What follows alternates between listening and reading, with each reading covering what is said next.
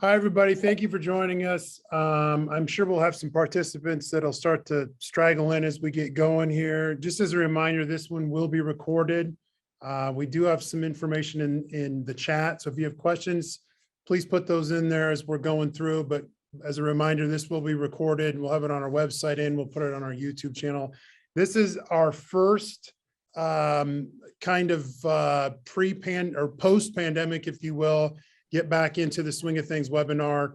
And we're looking to do one every couple weeks. So look for our next one 2 weeks from today. And then we're going to look at doing every 2 weeks beyond that. We're actually creating a web page. So more information will come on that. We'll have your email address. We'll get that information out to you guys so you can sign up for future ones as well.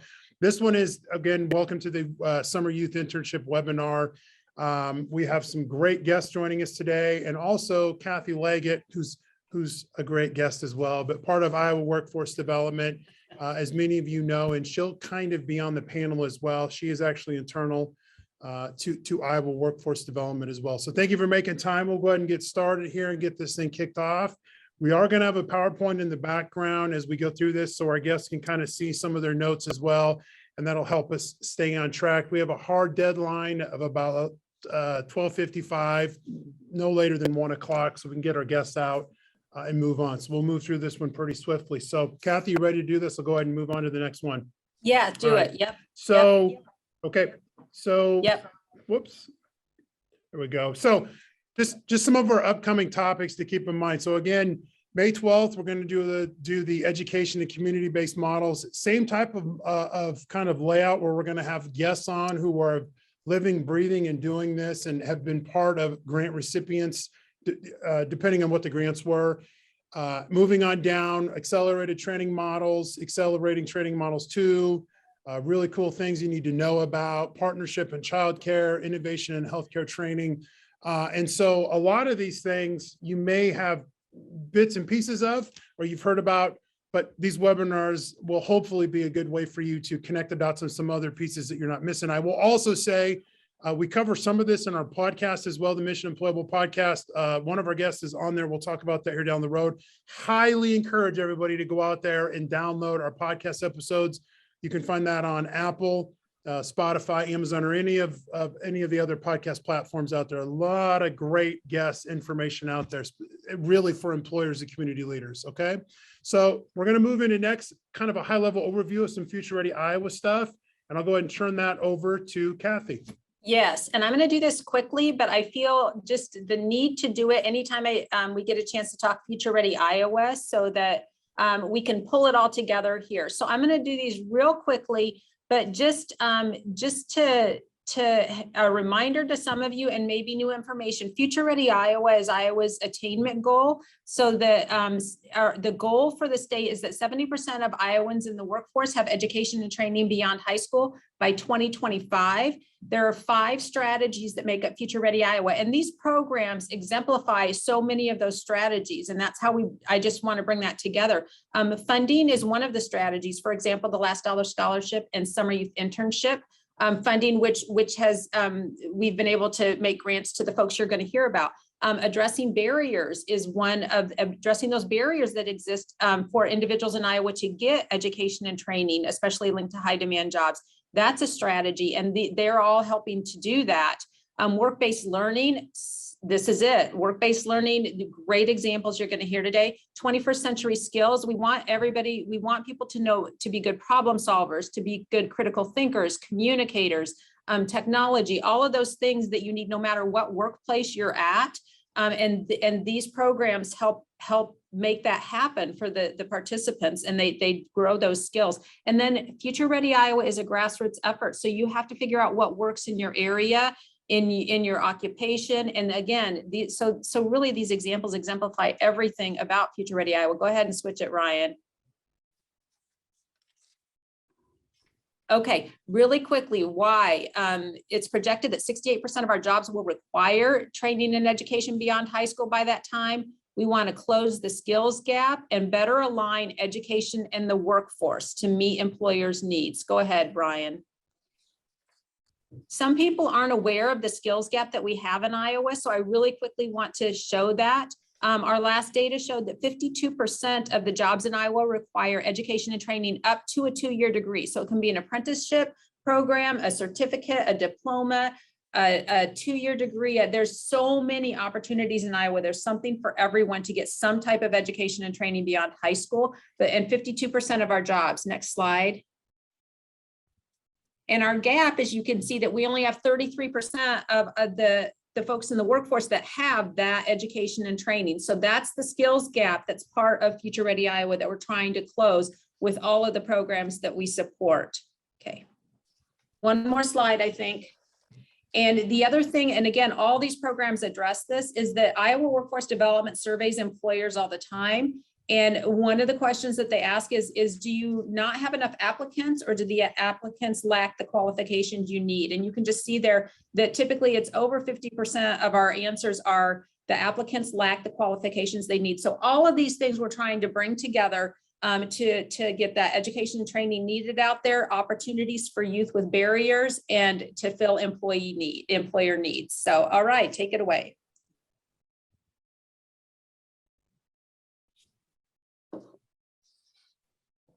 You're on mute, Ryan. Sorry, I'm already out of practice with Zoom. So we're going to move into the introduction phase here. Real quick, before we get started, we've had a few more people jump on, which is fantastic. Again, this is really today's webinar is an employer, or is how a successful model for employers who have implemented the Summer Youth Internship programs. And we're going to have 3 guests who have joined us today. And we're going to kind of go through and do introductions. So as we get through each one, I'll move to the next slide. So Ty, you're first. You want to introduce yourself, where you're at, and what's going on? Hi, I'm Ty Reckling, Director of Process Improvement. I work for Metro Pavers out of Iowa City. We primarily build concrete roads, parking lots, private developments for the Iowa DOT, counties, cities, all throughout the corridor area. We've been around since 1966 and been in the area for a long time. Yeah, it's great. Thank you for joining us, and love having somebody out on the eastern side of Iowa with us. So hold tight. We're going to move through, and then we'll come back to you for our first question. Next we have Lori Wildman, and I will say Lori was on the Mission Employable podcast. Quick plug for them. It's a really good episode. We talk about a lot of things that we may discuss a little bit here in a little bit more depth, and that is episode 96. I highly encourage everybody, if you haven't checked that out, to check that out. Fantastic one. Sorry, Lori. Nice to meet you. Introduce yourself and where you're at. Hi, everybody. Good afternoon for everyone that's on the program. I'm in Marshalltown at the IPL Technical Training Center. I've done introductions. I'm going to turn my camera off just a second. There, I'm Alliant Energy's training specialist for the state of Iowa. My background is in developing workforce training. I'm a graduate of Iowa State and Buena Vista. And what I do in my role here as part of the technical training team is apprentice training, required technical and safety training for all Alliant employees. I work with the Joint Apprenticeship Training Committees and the Department of Labor. And I love to be involved on local and state and national committees, anything to do with apprenticeships and career and technical education. Fantastic. Thank you for making time. And we're excited to have you here. We're going to move next then to Robert. Robert, thanks again for making time. Welcome. Introduce yourself and tell us a little bit about you. Thank you very much. Glad to be with you guys today. So I have kind of 2 professional tracks on my side, one of which is listed here, which is Innovate 120 in Maquoketa. It's a new innovation hub that we've set up starting almost a year ago to be a catalyst to introduce both youth and adults to new technology career opportunities, which takes me to my second career piece, which my background is in communication strategy and design. So I've built and sold a number of digital design companies which focus primarily on user experience design. I'll talk a little bit more about that later.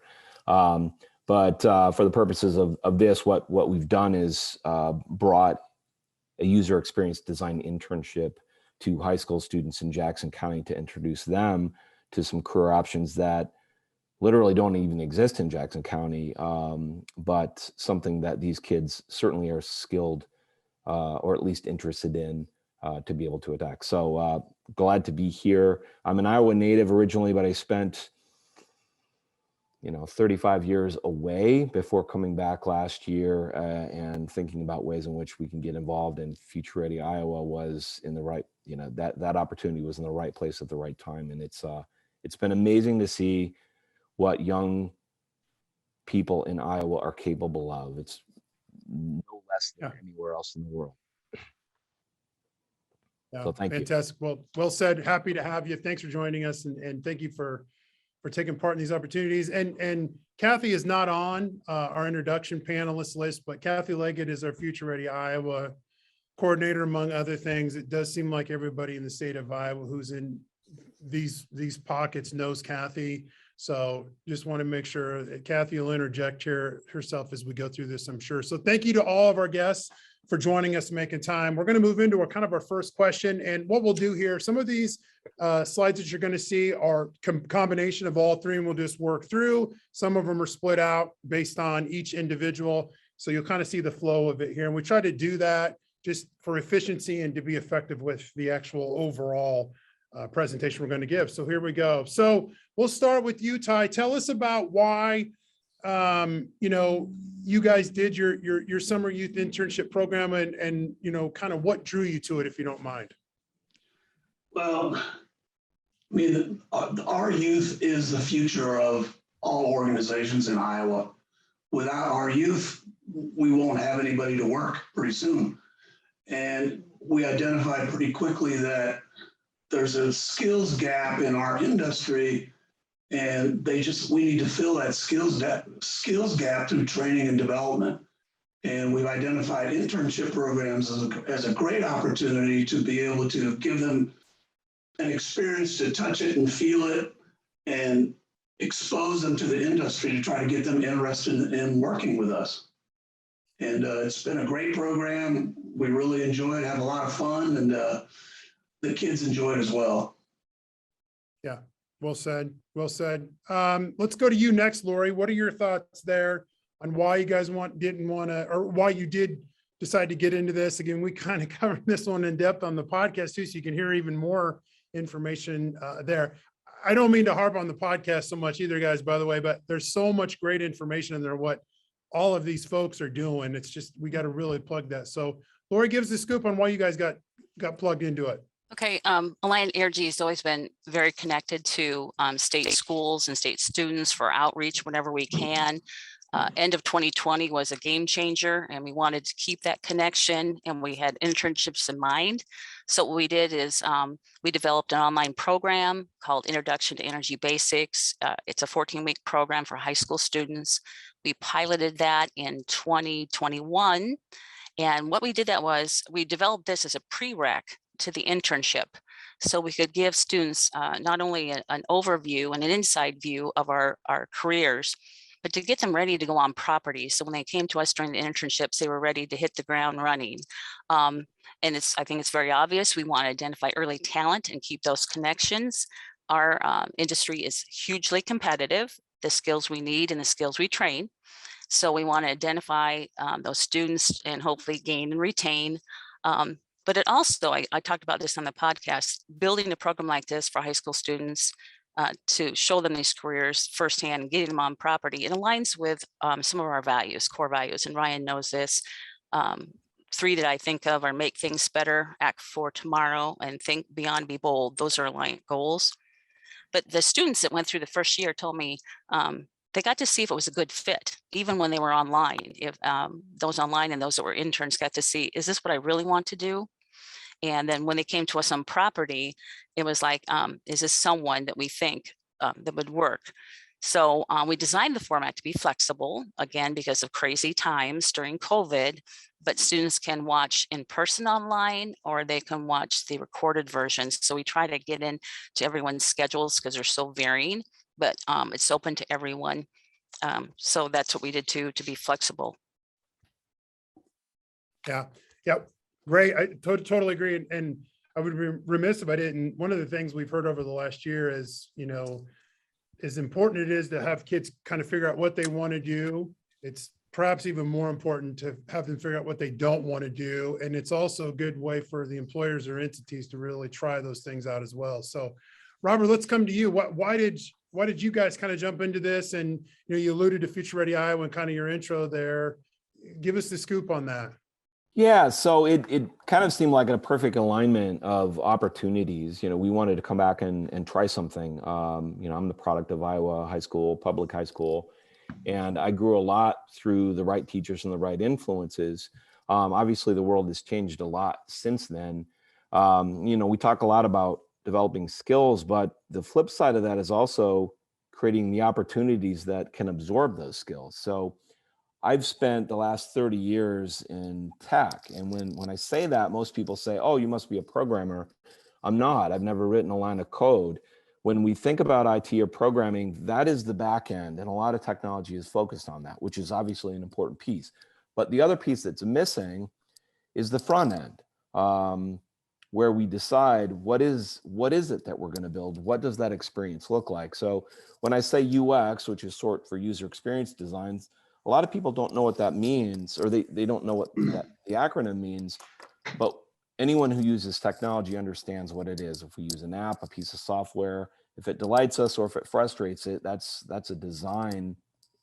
That's a result of design, either good or bad.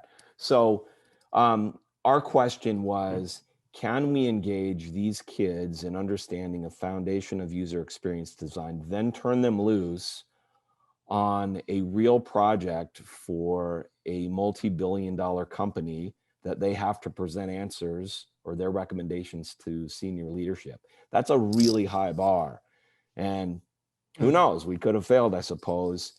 But by guiding these students through all of it, the end result was remarkable. And Kathy, I don't know if I've mentioned this to you, all the clients have come back saying, we want more. Even senior leadership at Google is the boss of the person we worked with. She wants to get involved now. So I think we've hit on something that is a real possibility, and the kids have also grown equally. I won't go into a lot of those stories unless they come up a little bit later, but it's been really positive.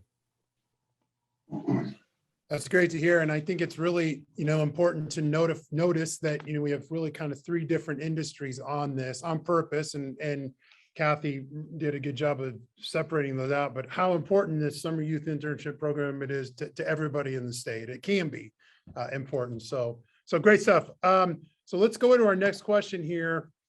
Whoops. And when we do that, this is one of those slides where we got everybody included on here as well. So we'll come back to you, Ty, kind of follow that same order. What does your internship model look like? How does the high level schematics of it, how are it put together? Yeah, we designed it so it would start after the 4th of July. And the reason we did that is we found out that a lot of students go on vacation with their parents, in the month of June right after school. So we believe that would help get more participation involved in the internship program, and it did. It did help a lot. We also designed the first week of a 7-week program that was all classrooms. So what we did is in that classroom setting is we went over safety, which is very important in our industry. So before we take the interns out to the field, that they get at least a full day of safety. We also build in there first aid, CPR, AED certification program. That's another half day of classes. And then also we utilize some textbooks from our apprenticeship program so that they would get a broad stroke of, what our industry is all about. So they would see that from a textbook point of view. And then week 6 through week 7, we take them out to mentors out in the field, including myself, and we expose them to hands-on experiences. What is it like to build a concrete road? What does a paver look like? So we would take them and put them on top of a paver, and they could touch it and feel it and see what it looks like. They also could, hop on a skid loader and see what that's all about. And we actually gave them an opportunity to drive a couple of them around. They really enjoyed that a lot.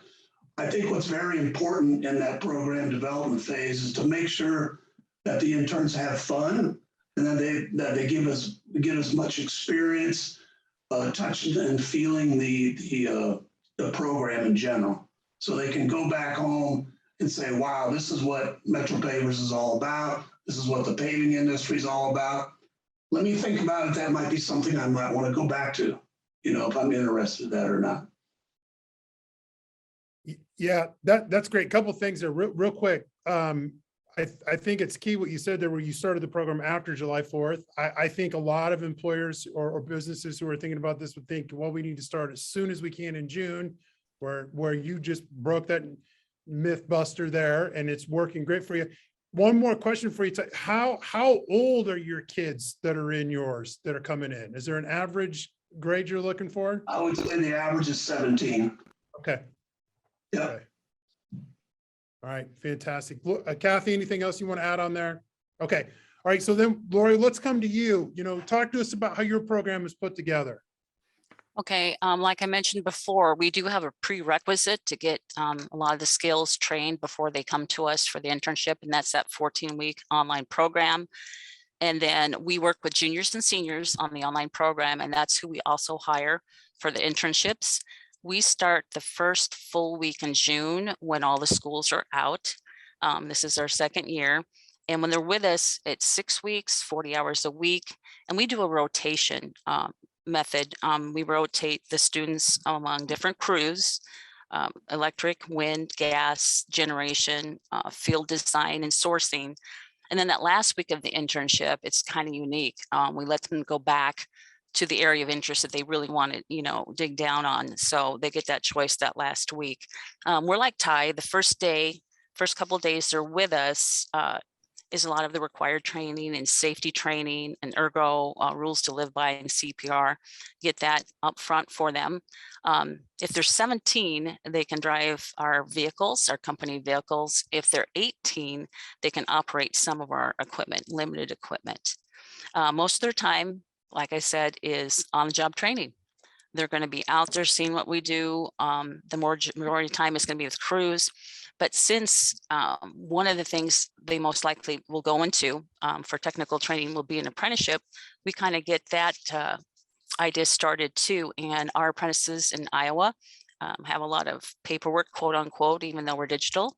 And so we incorporate a little bit of paperwork into the internship, including weekly assignments, some weekly goal sheets for the interns, what they want to see, what they want to do, and what they thought. But they also get evaluated at the end of each week of whoever they spent the time with, electric or wind or gas. They sit down with the crew, they have a conversation, what did you think? How did it go? And this is what we see in a time to ask questions. So we try to make that all available. Yeah, fantastic. And again, I think it's key that, there's always some misconceptions on how old kids need to be to come into these programs. And I think it's again key that, both of your industries are doing it and putting the kids into an environment where they enjoy it. And I think that's really the key, and getting them to touch and feel the stuff. We see that the Build My Future event at the fairgrounds, that's what the kids like. They like to be able to interact with the equipment or the technology. So great stuff there. Okay, Robert, what about you? How'd you guys, put yours together, and, maybe did you model off somebody else? What are your thoughts there? No, we kind of started from scratch. We knew that we wanted to focus primarily on high schools in Jackson County. So there are 4 of them. So our first step was to develop some materials, send out to the schools, to the, and begin the process of relationship with the administration in each of the schools to help them understand what we were doing. The internship itself is 6 weeks. They work 20 hours each week and are immersed in both group and team activities. Relative to the start piece, last year we had a couple of challenges of filling our cohort. One was we're relatively unknown among the school districts, but 2, you talk about start time.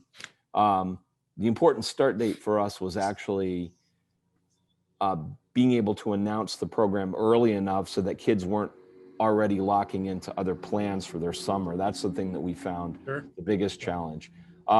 We are also starting a little bit later, like Ty mentioned, we're starting June 20th, also to get beyond a little bit of the vacation challenge.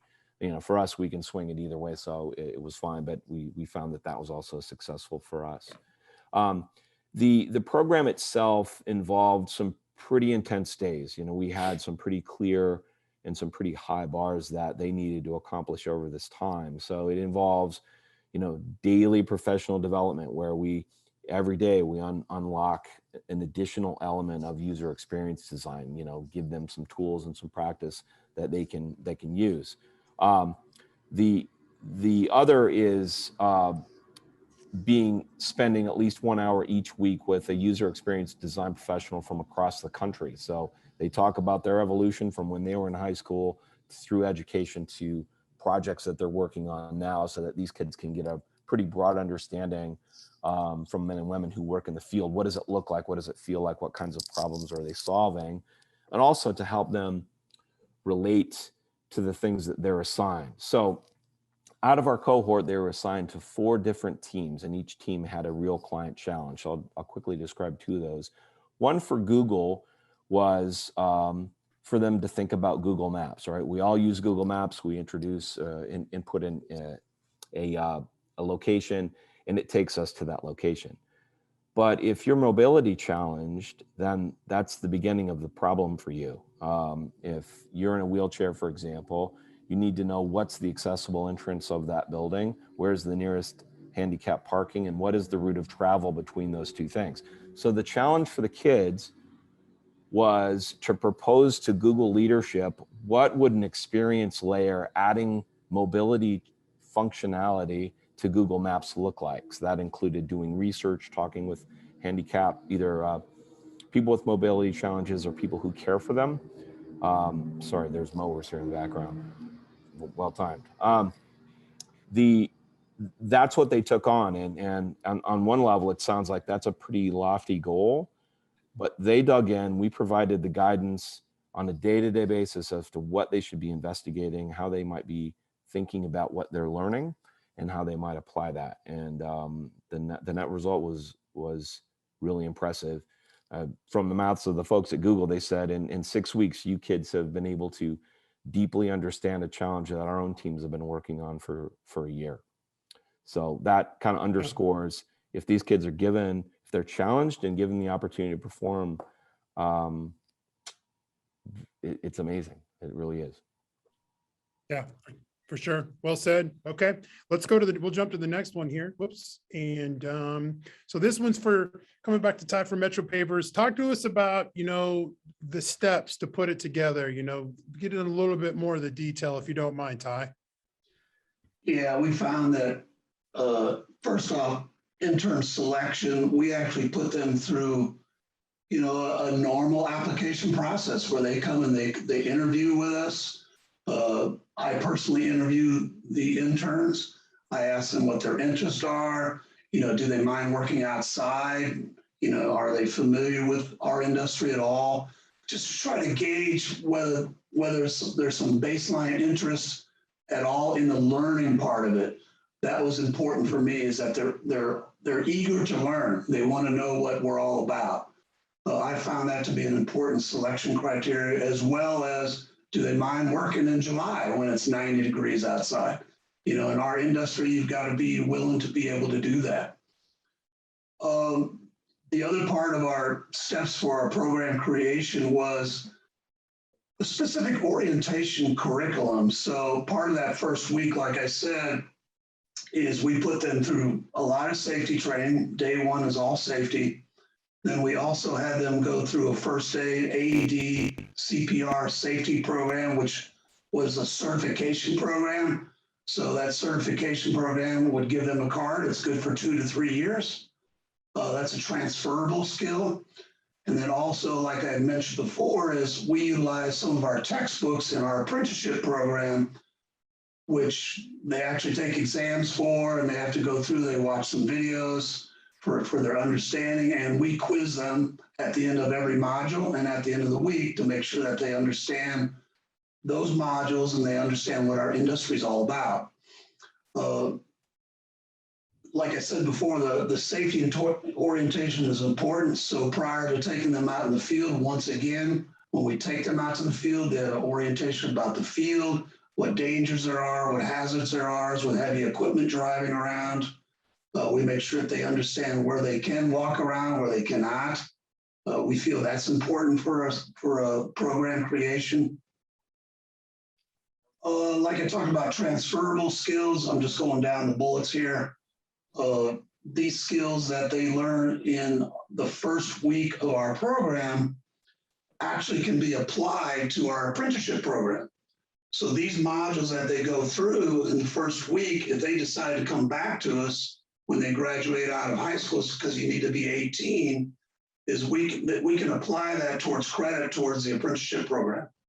So we believe that's a key component. I think that's a nice component for them to be able to come back and say, okay, I've already completed 1 week of textbook theory.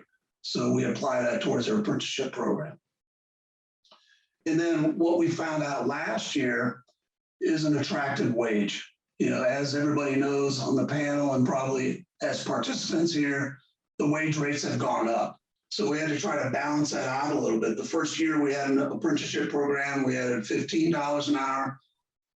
This year we've raised it up to $18 an hour to be competitive and to be able to attract interns into the program. And that has worked well. We raised that wage actually in last year's program already. And it's been much more attractive for the interns coming into the program. Sure. Yeah. Great stuff. Okay. Lori, let's come to you. Talk about the steps that you guys used to put together your program. Okay, when first looking at it to build it, we wanted to make sure it was going to be a program that would be sustainable and what our purpose was. And we wanted to have that early identification and get that word out about the careers and apprenticeships in energy. And like I said, we piloted the first round in 2021. And what we did was we did it in 2 zones of Alliant. We did it in the Marshtown zone, Burlington zone, which includes several shops. But we thought we're going to do a soft opening to see how it works and see how it goes. And we had a great response. And we're statewide this year, but I like that approach that we did it in 2 spots first to see how it worked and how it was received. And it was received so well. Building the key relationships are huge, and partnerships, especially when trying to reach the students that might be interested in energy, especially when you go statewide. I'm looking at schools from all over Iowa getting that word out, and so having key partners is critical. One thing I'm proud of is when we started this whole idea of the online program for high school students and getting high school students on property for internships, Alliant leadership approved. I mean, they were 100% behind it. They support us till today. They were very involved with us. And I think that's critical too. It's from top down to have everyone involved. And that said, when the students are with us for interns, it's often our bargaining unit people. They're working with our labor folks out in the field. So, and they like the program too. So it's great to have everyone's approval throughout the company. Of course, we're involved with high school students as much as we can. We try to get in front of them, classrooms, career fairs, job shadow when we can. It's opened up a little more since COVID. Be willing to talk about the program wherever we go. Build My Future is just one of the examples recently. Whatever we're doing, we're going to bring up the high school program. We're going to bring it up as an option, a way to look at careers in energy. Even if those students aren't accepted for internships, they just got a really great knowledge of what energy careers look like. So they walk away with that. We also have an application process for the program itself online, but everyone's accepted. But we like to get some information from the students about what they're thinking about energy careers. So we accept all. The selection process comes for the internships, and we take applications for that. And they do interviews with our HR and hiring managers. But in one of our programs called Workplace Excellence, we do extensive interviewing skills, resume building, job search to get them ready for that final interview. Because for high school students, they've really never faced a real interview before to get a job. In our industry, we change so quick regarding processes and equipment. We got to be able to pivot. So the program has to be flexible enough, to change content, what's relevant in the field. Like I said, the online is, you go live or you can watch recorded. That's the flexibility there. But when they're with us for internships, we want to make sure they get the most relevant experience. And kudos to our crews that they rotate among, because they're the ones that really give the high school students a meaningful experience and encourage them to go into this field, or maybe go on to a tech school to get into the field. Yeah, for sure. Great information. By the way, folks, if you have a question on any of this, you can put that into the chat and we'll try to work those as we go. I asked both Ty and Lori questions for the next 3 hours, but in the interest of time, I got to keep moving here. So we'll come back to you, Robert. What are your thoughts here? Let me get on the right screen there on kind of your guys' steps that you put together as well. My list is a lot shorter.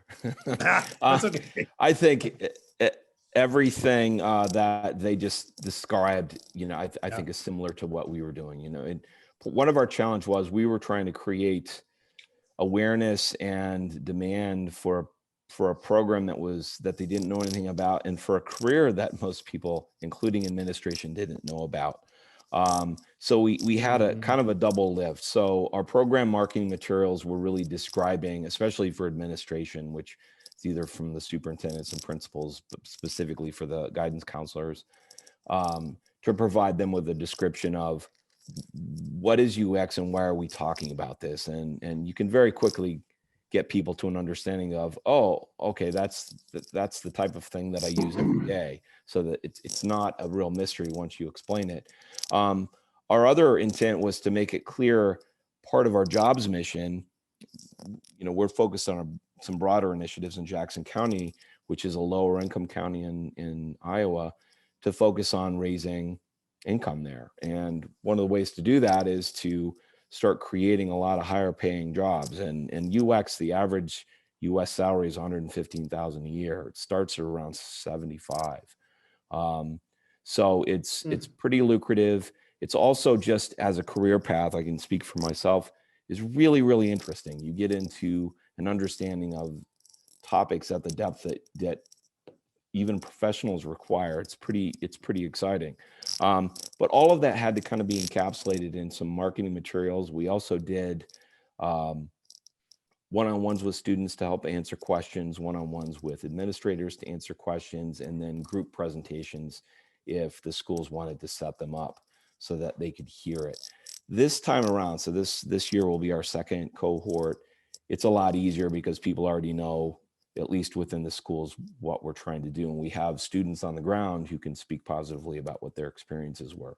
The recruitment is much like what was described already. We have applications. Students fill out some forms, answer some questions about, kind of gives us a sense of where's their head with regard to UX, what kinds of technology experiences do they like to use, what's frustrating to them.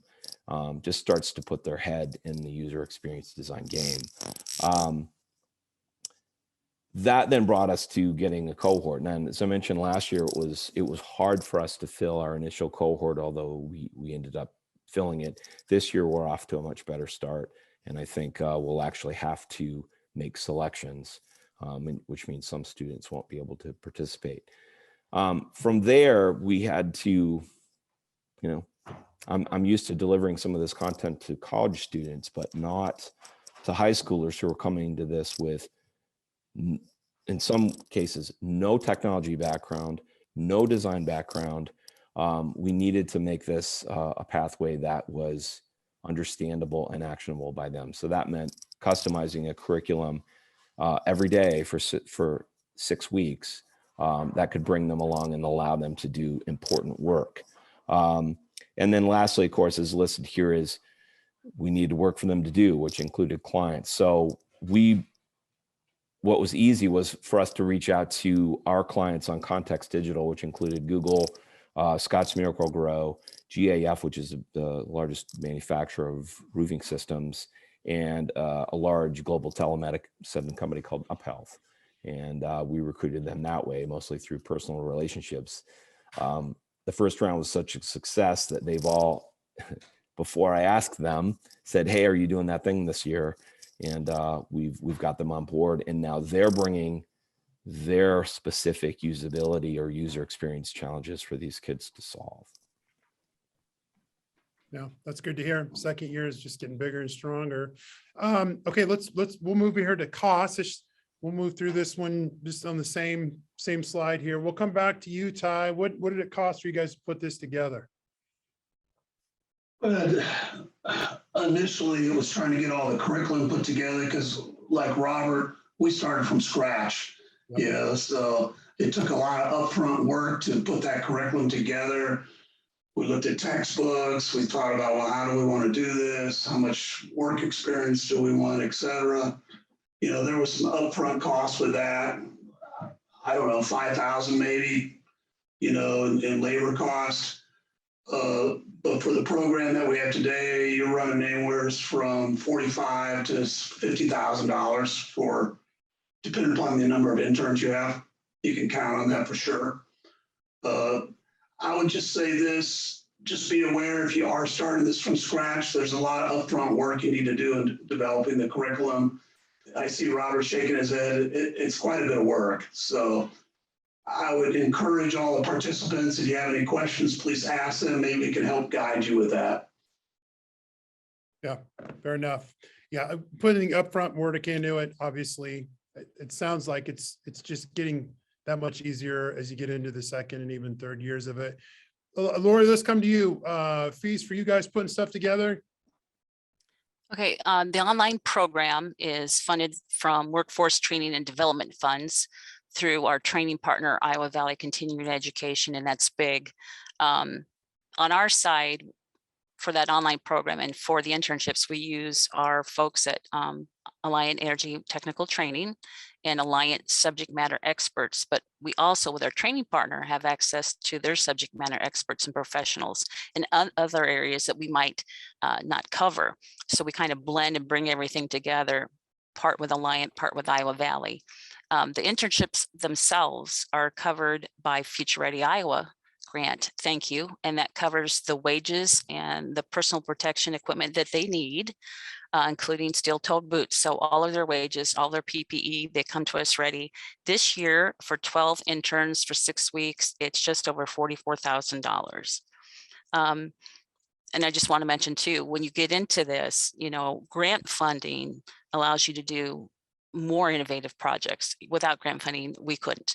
So with funds out there available, especially for work-based learning and work-based experiences, which are needed and hot right now, having grant funds to move forward and do it, you know, that's valuable. Yeah, for sure. For sure. And I think Kathy's information is here at the end, but she is our go-to person to answer those questions. So for the participants who are on listening to this, if you have questions, Kathy can be that conduit for you, and she can get you either most likely answer the question or get you in the right position to get that answer. Robert, how about you? I know we kind of got some verbiage that are listed out, but any thoughts around that? You know, I again, to reiterate the investment, it's an investment in time, but the reason this was attractive to us to begin with was the vision that it's trying to accomplish, right? If we think about yourself, right? How did any of us find our careers and our passions? And it was probably driven by one or a couple of people who spent time to share their passions and to light a path for us. And it could have been somebody who did that, who was in another career, but it was enough of a momentum. That's the importance of this program, is that it provides structure, it provides an opportunity for kids to begin seeing what professional opportunities look like. That's a little bit off track from the actual question here. And that's what drove us. I think our costs, a lot of it comes down to the wages that we pay the students and the facilitation costs. We have other costs beyond this, but those are absorbed by our broader vision at Innovate 120. So it's not really an issue for us. You know, what this program gave us was a chance to begin testing and proving out opportunity, which has been immensely rewarding. And again, without the funding from you guys, it wouldn't have happened. Yeah, great to hear. Great information. Kathy, anything else you want to add in on that? Okay, so we'll go ahead and go to the next one here. And this, which is going to be, what were your outcomes? And I realize this could be probably a separate webinar just in itself on each of you. So, try to just condense just a high level things. That way we're not forcing you to talk for 45 minutes. We'll come back to you, Ty. Thoughts on some of your outcomes? You may have already said some of this in some of your answers as well. Well, as I say, pictures speak 1,000 words. You can see a couple of guys smiling there. They're having a good time. This is a new experience for them. I mean, just seeing these guys smiling like that and enjoying what they're learning and what they're seeing is an outcome in itself, right? Another, I think, big outcome was through our partnership with IJAG, we were able to reach out to the high schools and just to give information to all the students that, hey, Metro Pavers exists. We have this program that's available. Come out, try us out. We'll try you out. And it will give them an opportunity to experience what our industry is all about. And, Yep. We were actually able to hire a couple of these interns, the following year. And, I think without this program, we would not have been able to. They wouldn't have known we even existed. So I think it's a great program. I do want to say that through the funding, through the Iowa Workforce Development, that's helped a lot. Thank you, Kathy. And, I think it's a very important program that we need to continue on forever. So Yeah. It's a great outcome. Yeah, for sure. Great info. And I appreciate you. And congratulations for using IJAG. For the listeners out there, if you're not familiar, IJAG has just got a ton of talent opportunity in their program. And case in point, here you see Pavers doing it as well. So great stuff. So Lori, let's come to you next. Thoughts on some of those outcomes. Again, we talked pretty in depth about this on the podcast as well, but thoughts here? Well, for everybody involved with the online and internship, like I already mentioned, it's just the increased knowledge and that interest in energy careers. And for the interns, we like to encourage a pathway to tech schools. In the first year, we had 4 go on. We actually hired one of the high school interns into a new position with Alliant Energy called a pre-apprentice labor, PAL, pre-apprentice. So he went into that. Juniors in the program continue on. We keep that connection as ambassadors during their senior year so they can share their experience. But one of the biggest outcomes for both years will be the continued connections that we make with the students and encourage them on different career paths, including tech school or going into energy directly. Yep. Great stuff. Robert? Oh, whoops. Did I skip you there? Sorry about that. Well, we'll go with this one for you too, Robert. How about that? I think you might be on mute, Robert. Thank you. Sorry. Quickly on outcomes, what we found is we have several students who are now pursuing this as a potential career for at least secondary education. So one who I wrote a letter for, she got accepted to Stanford. Another one got accepted to Rice in Michigan. And the third one was asking me about what schools she should be looking at. So it's been motivating. That's reinforcement that we're reaching them. And I think the importance of these internships goes beyond just giving them a check for the summer. It's really shaping them as in their transition to their next step. And don't underestimate the impact you can have. I was even surprised by that. That's my answer. Yeah. So partners, I'm just going to read these off here really quick. Again, Metro Pavers use IJAG. Cannot say enough about IJAG. With their partners with us, Iowa Workforce Development as well. School counselors, of course. That entity, Iowa Workforce Development, vocational training organizations, and then for Alliant Energy, the Iowa Valley Continuing Education. We've actually had them on a separate podcast as well. A lot going on over there.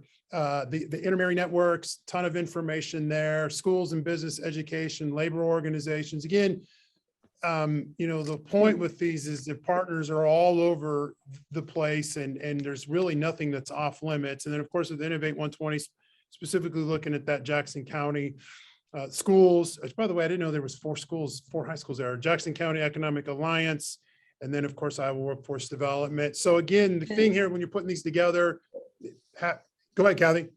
I just wanted to say, for the slides will be available, and I've linked to those organizations so that if you want to check out what is IJAG or the intermediary network, at least you have a link there.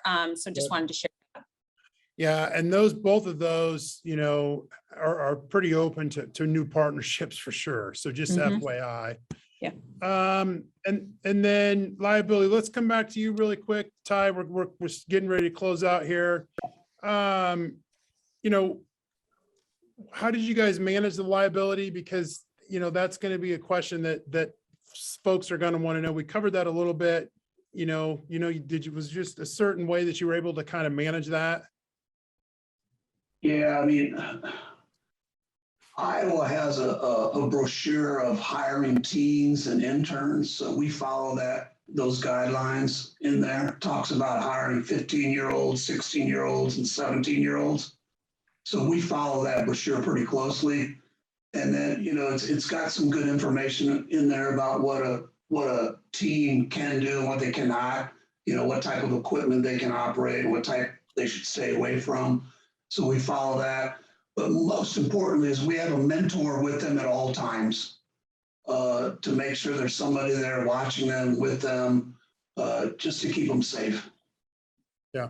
Yep. Well said. We can actually link, Kathy, where the people can get information on hiring under 18. Yep. Lori, thoughts? On liability. Yeah, liability. I'm sorry. Yes. Sorry. They're hired as employees for us. Yeah. And they're also always with a crew, 2 or 3 mentors at a time. They act, if you know what groundsmen do in the field, they act as that. And we actually have a document that we've created about what they can and can't do within the company. And that's how we deal with liability. Yeah, for sure. Okay. And Robert, you guys didn't have as much liability on your end, right? Yeah, that's a pretty cavalier answer, isn't it?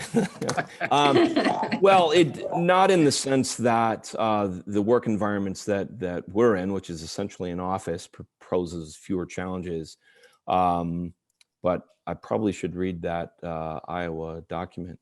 One of the ways that we helped manage liability, it sounds probably odd, is and I should have mentioned this before, is that we also have a partnership with University of Northern Iowa's Iowa Teacher Externship Program, which they assign 1 or 2 high school teachers to our program each summer, which has been incredibly valuable. They've helped us actually manage the intricacies of just high school personalities. But have helped us understand the dynamics and stay within the guidelines of what's more effective for students in engaging them. Great info. Kathy, I'm going to let you take this one.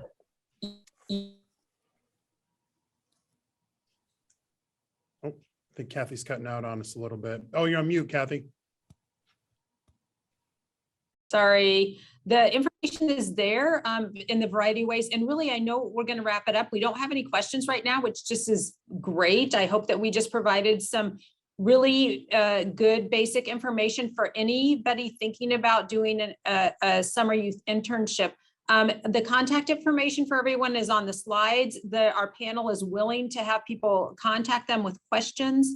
And really what I wanted to demonstrate is there are so many different models achieving the same great outcomes. They've just made it work for their industry and their community and their partners. And so, just think about what's possible, because I do think it comes out in a win-win for both the employers and the students. Such valuable opportunity. So the other thing I wanted to mention real quick before we end is in 2 weeks, we have the youth internship models that were led by education programs and community-based organizations. So we had employers here because we really want to engage employers. But if you're an employer and you're like, this is too big for me to try and take on right now, definitely try and tune in next week, because that's where another organization coordinated and an employer in each area maybe took 1 or 2 interns. So lots of models, lots of way to get this done for all of our students in Iowa. And then definitely reach out if you have any questions or I can be of any assistance. And thank you immensely to Robert, Ty, and Lori. You guys do a great job and you're such a valuable resource. I hope people take advantage of it, but can't thank you enough for your time and effort. Thanks for the opportunity. Thank you. Thank you, everyone. Thanks, guys.